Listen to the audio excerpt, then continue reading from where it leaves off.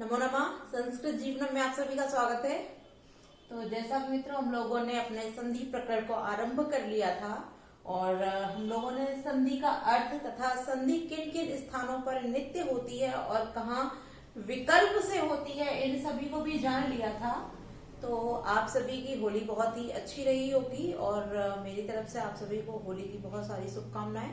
साथ ही साथ हम लोगों की 2 दिन कक्षाएं बंद रही, क्योंकि जो मित्र हमारे साथ ऑनलाइन जुड़ते हैं उनमें से कुछ लोगों ने बोला था कि होली पर 1-2 दिन की छुट्टियां कर दी जाएं, और जैसा कि संडे को हम लोगों की कक्षाएं नहीं होती हैं, तो इसलिए हम पुनः मंडे को अर्थात सोमवार को आप सभी के समक्ष हम अपनी व्याकरण वाली कक्षा में उपस्थित हैं। तो हम लोगों ने संधि का अर्थ और संधि कहाँ नित्य होती है, कहाँ विकल्प से होती है, इतना अध्ययन कर लिया था। और अच संधि, जैसा कि हम सभी जानते हैं, संधियों के 3 भेद होते हैं, स्वर संधि, व्यंजन संधि और विसर्ग संधि। स्वर संधि को ही हम लोग अच संधि भी कहते हैं और व्यंजन संधि को हम लोग हल संधि कहते हैं और विसर्ग संधि।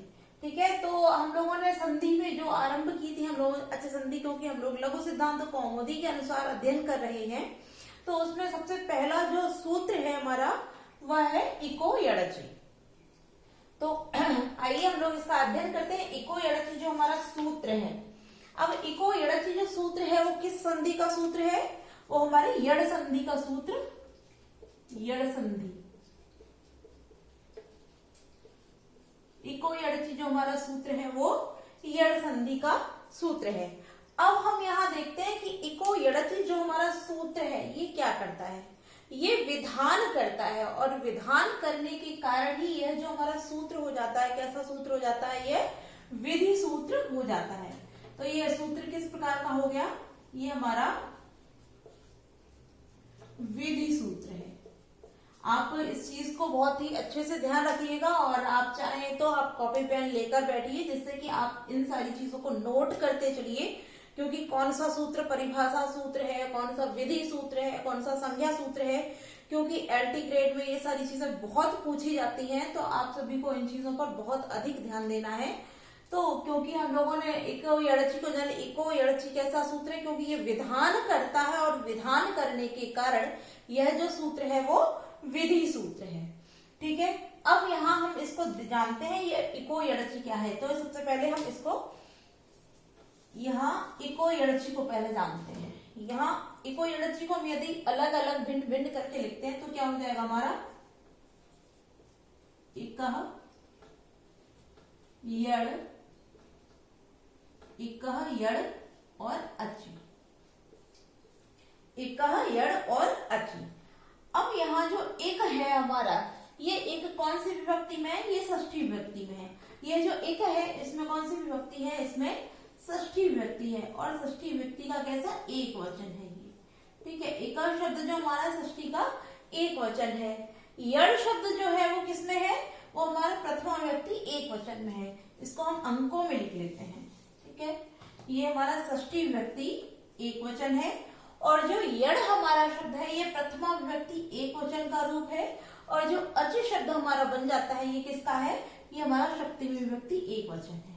ठीक है, तो इसको हमने जाना कि एक षष्ठी विभक्ति एक वचन, यड़ प्रथमा विभक्ति एक वचन और अचि सप्तमी विभक्ति एक वचन में है। अब यहाँ क्या होता है? ये जो एक होता है अर्थात षष्ठी विभक्ति में जो होता है, तो षष्ठी विभक्ति के स्थान पर, अर्थात जो षष्ठी विभक्ति में शब्द होगा उसके स्थान पर होगा, अर्थात जो आदेशित होगा वो किसके? इसके स्थान पर होगा, षष्ठी विभक्ति के स्थान पर। ठीक है, अब प्रथमा में क्या होता है? प्रथमा ये क्या होगा? प्रथमा जहां पर होगी वो आदेशित होगा, अर्थात यह प्रथमा क्या होगा? आदेश होगा।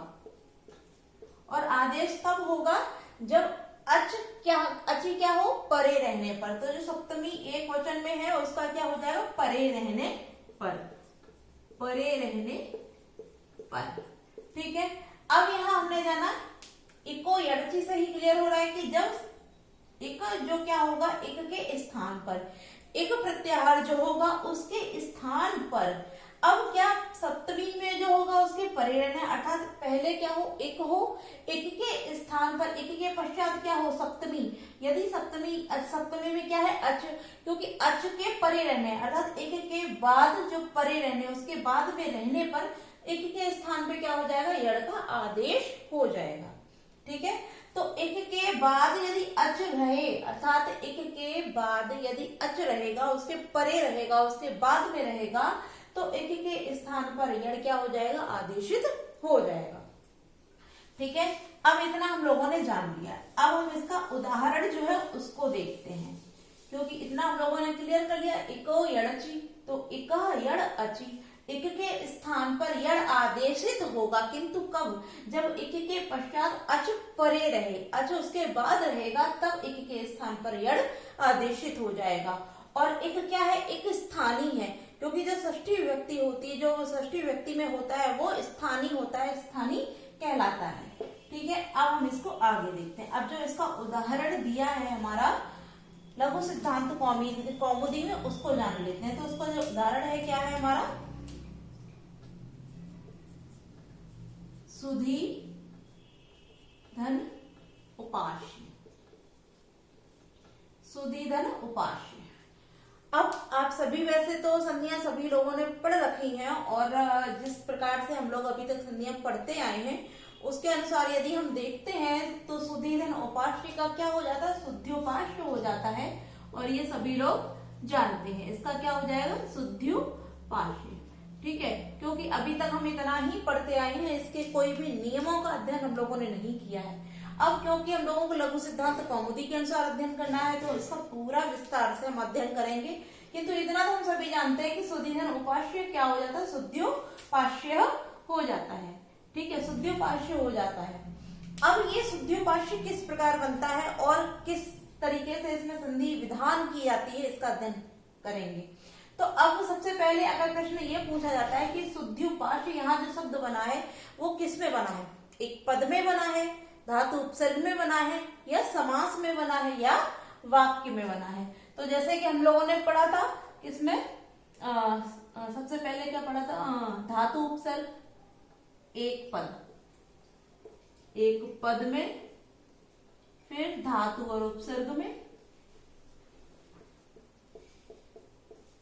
अगला समास में, और लास्ट का वाक्य में। तो हम लोगों ने इसका अध्ययन कर लिया था कि एक पद में, धातु में और समास में, इन तीनों में जो संहिता होती है वो नित्य होती है। यदि एक पद है तो वहां संहिता नित्य होगी, धातु और उपसर्ग है तब वहां भी संहिता जो होगी वो नित्य होगी, समास में भी संहिता नित्य होगी, किंतु वाक्य में कैसे होती है, विकल्प से होती है। किंतु यदि शुद्ध्युपास्य की बात करें तो यहाँ जो संहिता की गई है वो समास के आधार पर हुई है, क्योंकि यहाँ जो शुद्ध्युपास्य है वो समास में बनता है। इसका क्या हो जाता है, सुधी भी धन उपास्य। ठीक है, सुधी भी धन उपास्य। तो यहाँ तृतीया तत्पुरुष समास होता है, तो समास होने के कारण यहाँ जो संधि हुई है, अर्थात जो संहिता हुई है वो समास में हुई है। ठीक है, अब हम लोगों ने इतना अध्ययन कर लिया है। अब इसकी संधि का जो पूर्ण रूप है, अर्थात यहाँ संधि किस प्रकार से हुई है, इसके संपूर्ण विधान के रूप में अब हम अध्ययन करेंगे। तो यहाँ जो हमारा सुधी धन उपास्य लिखा हुआ है, अगर हम इसको संधि करते हैं तो संधि सबसे पहले बात ये आ जाएगी कि यहाँ हम इसको सुधी और उपास्य, इसको भिन्न भिन्न करके लिखते हैं। तो सा में से हम क्या निकाल लेंगे, क्योंकि उ, तो उ हो गया, फिर धा है, धा में ई है, उसके बाद हमारा क्या है, उपास्य है। ठीक है, इतना हमको प्राप्त हो गया। अब यहाँ यह कहा गया है कि एक के स्थान पर यड़ आदेशित हो जाता है, अच परे रहे तब। तो यहाँ जो हमारा है उ, ये भी एक है।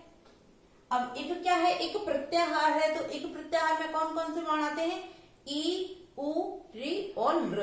ये चार वर्ण हमारे एक प्रत्याहार के अंतर्गत आते हैं। तो यहाँ जो उ है यह भी एक है, यह जो ई है यह भी एक है, यहाँ जो उ पुनः दिया यह भी एक है, किंतु किस एक को यड़ आदेशित होगा ये नहीं बताया गया है।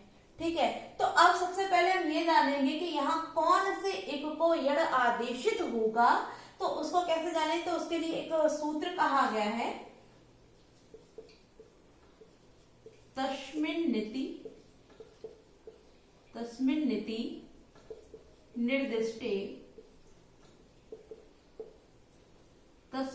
निर्दिष्टे पूर्वस्य।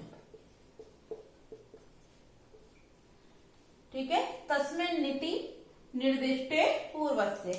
अब यहाँ क्या कह रहा है कि तस्मिन् नीति, अर्थात तस्मिन् माने सप्तमी से निर्दिष्ट होने वाले क्या अच, सप्तमी से निर्दिष्ट होने वाले जो अच होंगे उसमें व्यवधान से रहित पूर्व वाले एक को, सप्तमी से निर्दिष्ट जो अच होंगे उनमें व्यवधान से रहित, किंतु कैसे हो अच, जिनमें व्यवधान ना हो, ऐसे अच के पूर्व से, यहां दिया है पूर्वस्य, पूर्व वाले को क्या हो जाएगा, यड़ आदेशित हो जाएगा। अर्थात सप्तमी से निर्दिष्ट हो अच, जो सप्तमी से निर्दिष्ट अच हो, ठीक है, किंतु कैसा हो, व्यवधान से रहित, जहां व्यवधान ना हो तो उससे पूर्व वाले के स्थान पर क्या हो जाएगा, यड़ आदेशित हो जाएगा। अब हम यहाँ देखते हैं कि यहाँ जो हमारा शुद्धिपाठ लिखा हुआ था, हमने इसको भिन्न भिन्न करके लिखा है, तो इसमें जो अच है वो कौन से हैं और उनमें कहां पर व्यवधान नहीं आता है। तो यहाँ सा है, सा के बाद जो ऊ दे दिया गया, ऊ के बाद हम देखते हैं धा दिया है, धा के बाद पुनः ई, तो यहाँ ऊ और ई ये दोनों ही अच है, किंतु यहाँ जो धा है, धा व्यंजन होने के कारण इस धा ने क्या कर दिया, यहाँ पर व्यवधान उत्पन्न कर दिया। अब आगे देखते हैं, यहाँ ऊ दिया है और ऊ के बाद में प है, प के बाद में पुनः क्या है, आ है, ठीक है। अब यहाँ ऊ और आ के बीच में प आ जाने से यहाँ पुनः व्यवधान हो गया। आगे देखते हैं हम, क्योंकि आ के बाद में स दिया है, स के बाद में या है और उसके बाद में पुनः आ, तो आ और आ के बीच में यहाँ पुनः अच के बीच में स और या ने आ करके यहाँ पुनः व्यवधान उत्पन्न कर दिया है, तो यहाँ भी व्यवधान हो गया, यहाँ भी व्यवधान हो गया, और क्योंकि ये तो आगे ही है, तो यहाँ क्या हुआ, जब हम इसके बाद देखते हैं, अब हमारे पास क्या बचता है, यहाँ पर, यहाँ हमारा बच जाता है यह ई और यह ऊ। जब हम इसको देखते हैं तो यह भी हमारा अच है और यह भी अच है, और इन दोनों के बीच में कोई भी व्यंजन न होने से यहाँ कोई भी व्यवधान नहीं है। तो अब यहाँ जो ई है और यहाँ जो ऊ है, इन दोनों में व्यवधान नहीं है, तो व्यवधान नहीं होने से क्या हो गया, आगे क्या बोला, पूर्वस्य, पूर्व वाले, किसको, पूर्व वाले को क्या हो जाएगा, यड़ आदेशित हो जाएगा। तो इसने कह दिया कि ये पूर्व वाला जो होगा उसके स्थान पर यड़ आदेशित हो जाएगा। तो अब हमारा इतना क्लियर हो गया कि इस ई के स्थान पर हम क्या कर देंगे, यहाँ जो हमारा ई लिखा हुआ है, यह जो हमारा एक है, इसके स्थान पर यड़ आदेशित हो जाएगा। अब क्योंकि यड़ प्रत्याहार हम जानते हैं, यड़ भी यहाँ पे क्या है, यड़ भी हमारा प्रत्याहार है, तो यड़ प्रत्याहार के अंतर्गत भी हमारे 4 वर्ण आते हैं, य, व, र और ला। अब ये तो कह दिया कि यड़ आदेशित हो जाएगा। अब यड़ आदेशित होगा तो यहाँ 4 वर्ण हो गए, तो यड़ के स्थान पर आदेशित होगा तो कौन सा आदेशित होगा, क्योंकि यदि हमने केवल यड़ बोला है यड़ आदेशित होगा, किंतु ये नहीं बताया क्या आदेशित होगा, तो क्या ये भी हो सकता है, फिर तो ये भी हो जाएगा, ये भी हो जाएगा और ये भी हो जाएगा, तो चारों में से कोई सा भी आदेशित हो सकता है। तो अब यहाँ पर ई के स्थान पर क्या आदेशित होगा, यह भी हम लोगों को जानना है। तो इसके लिए पुनः एक श्लोक कहा गया, एक सूत्र कहा गया है। तो अगला जो सूत्र कहा गया, क्या कहा गया, स्थाने स्थाने अंतरतमः, स्थाने अंतरतमः, ठीक है। अब अगला जो सूत्र बोला गया वो बोल दिया स्थाने अंतरतमः। अब ये भी जान लेते हैं, ये दोनों सूत्र हमारे हैं, ये कैसे हैं, ये दोनों ही सूत्र हमारे परिभाषा सूत्र हैं, ठीक है। इसको लिख देते हैं हम यहाँ पर, ये दोनों हमारे परिभाषा सूत्र हैं,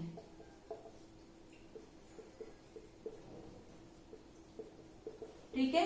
अब क्योंकि जो परिभाषा सूत्र होते हैं वो केवल परिभाषाएं करते हैं, उनका स्वयं का कोई नियम नहीं होता, इतना ध्यान रखिए, और जो विधि सूत्र होता है ये विधान करता है, ठीक। अब यहाँ जो सूत्र बोला गया वो क्या बोल दिया गया, स्थाने अंतरतमः।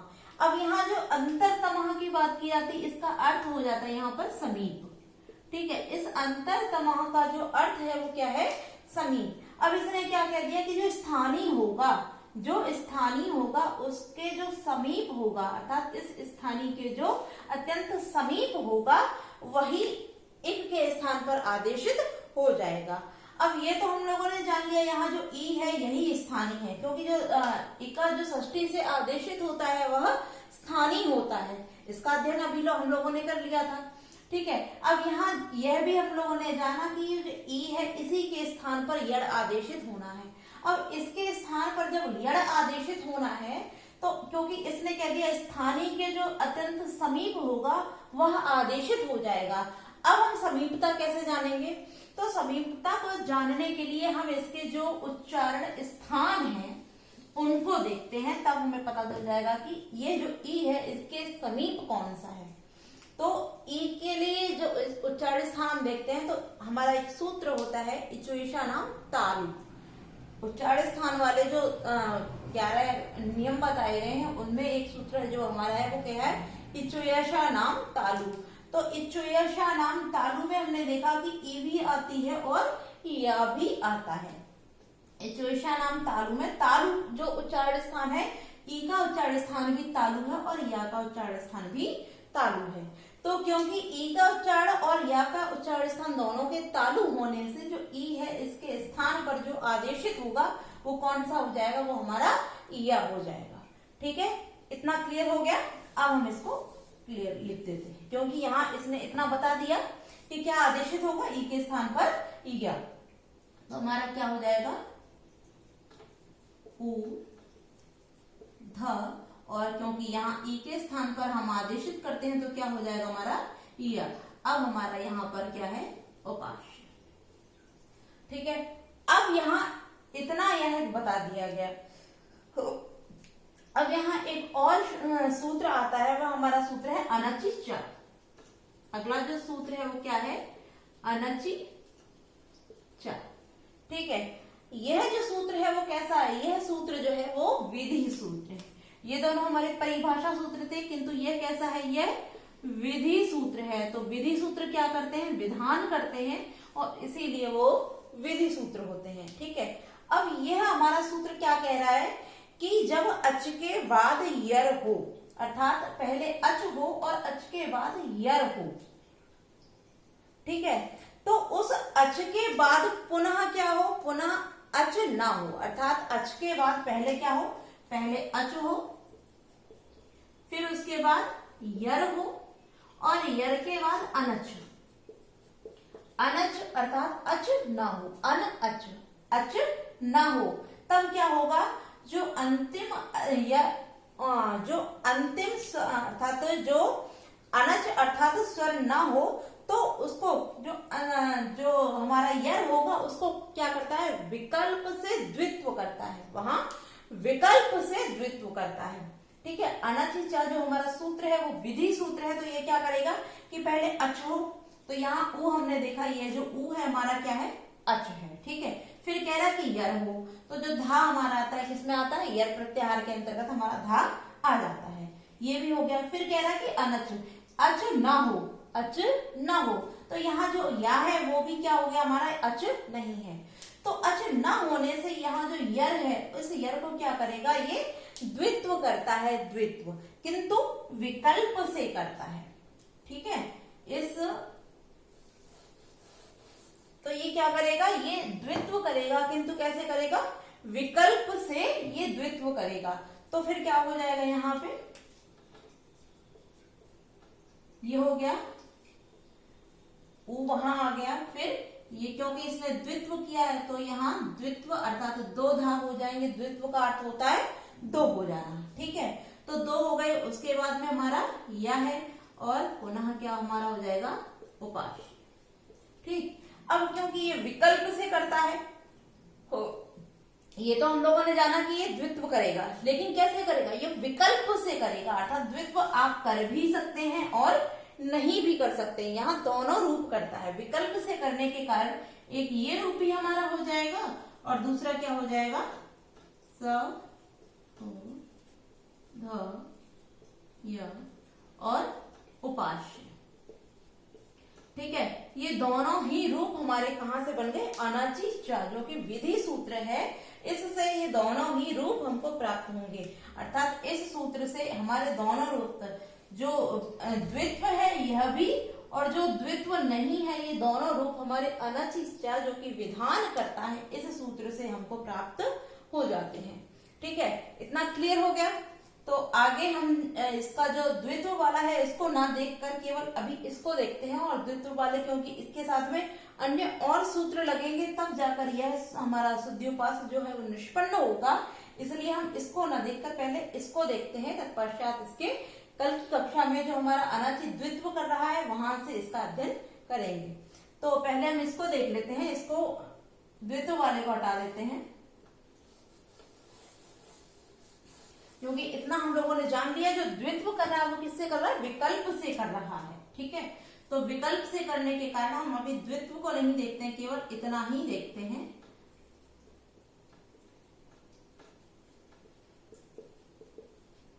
ठीक है, अब हमने क्या देखा है कि यहाँ हमको अनचिचा जो कि विधि सूत्र है, विधि सूत्र विधान कर रहा है, तो हमको ये रूप इसका प्राप्त हो जाता है। अब यह रूप जब हम इसका हमको प्राप्त हो जाता है तो हम क्या करेंगे, अब इसको हम जोड़ देंगे। तो यहाँ स के बाद उ लिखा हुआ है और स व्यंजन जो हमारा कैसा है, अर्ध है अर्थात आधा है, तो इसको हम इसमें जोड़ देते हैं, तो हमारा क्या हो जाएगा, सु। ठीक है, अब क्योंकि धा है ये आधा है तो इसको हम आधा ही रखेंगे। फिर या हमारा है और या के बाद जो हम देखते हैं कि आगे दिया है जो धन का निशान लगा है उसके बाद तो हमारा क्या है, ऊ है, तो ऊ भी हम इसमें जोड़ देंगे। और उसके बाद हमारा है शुद्ध्युपास्य। तो हमने देखा कि हमारा जो शुद्ध्युपास्य रूप है वो इस प्रकार से निष्पन्न हो जाता है। तात्पर्य जो हमारा शुद्ध्युपास्य रूप हम लोग जानते, अभी तक केवल शुद्धिधन उपास्य हमने सीधा सीधा शुद्ध्युपास्य जाना था, किंतु वो किस प्रकार से निष्पन्न होता है उसके लिए संपूर्ण विधि जो विधान है उसका वो हम लोगों ने यहाँ देखा। जो शुद्ध्युपास्य रूप हमारा बनेगा वो किस प्रकार से बना है, यदि सबसे पहले क्या था, तस्मिन् नीति निर्दिष्ट पूर्वस्य जो परिभाषा सूत्र आया उसने क्या कहा, क्योंकि हमें ये तो मालूम था कि इक के स्थान पर यड़ आदेशित करना है, किंतु कौन से इक के स्थान पर यड़ आदेशित करना है यह नहीं मालूम था। तो इस सूत्र ने आकर क्या कहा कि जो सप्तमी से निर्दिष्ट होगा, जो सप्तमी से निर्दिष्ट अच होगा किंतु व्यवधान से रहित होगा, जिसमें व्यंजन का कोई व्यवधान नहीं होगा, तो उसमें पूर्व वाले जहां व्यवधान नहीं होगा उसके पूर्व वाले को क्या हो जाएगा, यड़ आदेशित हो जाएगा। ठीक है, अब स्थानीय अंतर दमाने में ये तो यह हमें मालूम पड़ेगा कि ई के स्थान पर होगा, किंतु यह नहीं मालूम था यड़ में भी 4 व्यंजन होते हैं तो कौन सा आदेशित होगा। तब स्थानीय अंतर दमाने का क्या बताया कि जो स्थानीय के अत्यंत समीप होगा वहां पर उसे वही आदेशित हो जाएगा। और तब अनचिचा ने यहाँ विकल्प से किया तो हमारा जो रूप प्राप्त होगा वो शुद्ध्युपास्य। तो आज के लिए हम इतना ही रखते हैं, कल की कक्षा में हम अनचिचा से आगे पढ़ेंगे। तो आज के लिए इतना ही।